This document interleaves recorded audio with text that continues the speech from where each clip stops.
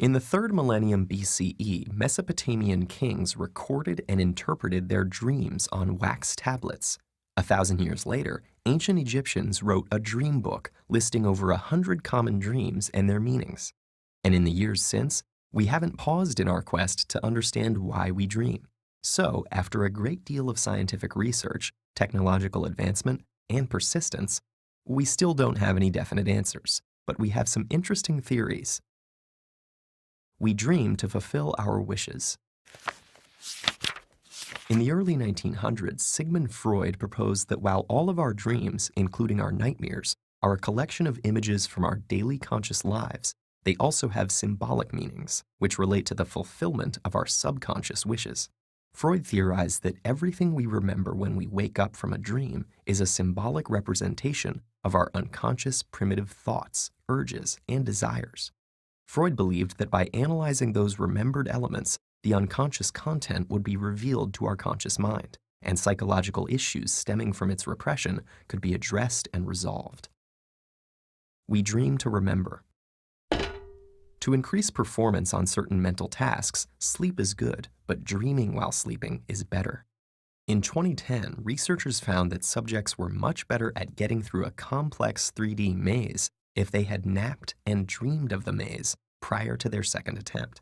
In fact, they were up to 10 times better at it than those who only thought of the maze while awake between attempts, and those who napped but did not dream about the maze. Researchers theorize that certain memory processes can happen only when we are asleep, and our dreams are a signal that these processes are taking place. We dream to forget. There are about 10,000 trillion neural connections within the architecture of your brain. They are created by everything you think and everything you do. A 1983 neurobiological theory of dreaming called reverse learning holds that while sleeping, and mainly during REM sleep cycles, your neocortex reviews these neural connections and dumps the unnecessary ones. Without this unlearning process, which results in your dreams, your brain could be overrun by useless connections, and parasitic thoughts could disrupt the necessary thinking you need to do while you're awake. We dream to keep our brains working.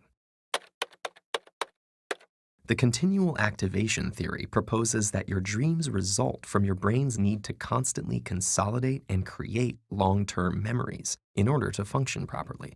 So when external input falls below a certain level, like when you're asleep, your brain automatically triggers the generation of data from its memory storages, which appear to you in the form of the thoughts and feelings you experience in your dreams. In other words, your dreams might be a random screensaver your brain turns on so it doesn't completely shut down. We dream to rehearse. Dreams involving dangerous and threatening situations are very common, and the primitive instinct rehearsal theory holds that the content of a dream is significant to its purpose.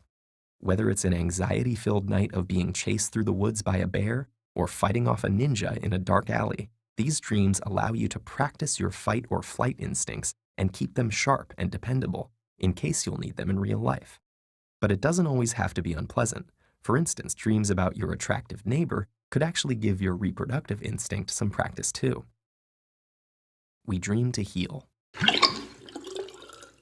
Stress neurotransmitters in the brain are much less active during the REM stage of sleep, even during dreams of traumatic experiences, leading some researchers to theorize that one purpose of dreaming is to take the edge off painful experiences to allow for psychological healing. Reviewing traumatic events in your dreams with less mental stress may grant you a clearer perspective and an enhanced ability to process them in psychologically healthy ways. People with certain mood disorders and PTSD often have difficulty sleeping, leading some scientists to believe that lack of dreaming may be a contributing factor to their illnesses. We dream to solve problems. Unconstrained by reality and the rules of conventional logic, in your dreams, your mind can create limitless scenarios to help you grasp problems and formulate solutions that you may not consider while awake. John Steinbeck called it the committee of sleep, and research has demonstrated the effectiveness of dreaming on problem solving. It's also how renowned chemist August Kekule discovered the structure of the benzene molecule, and it's the reason that sometimes the best solution for a problem is to sleep on it. And those are just a few of the more prominent theories. As technology increases our capability for understanding the brain, it's possible that one day we will discover the definitive reason for them.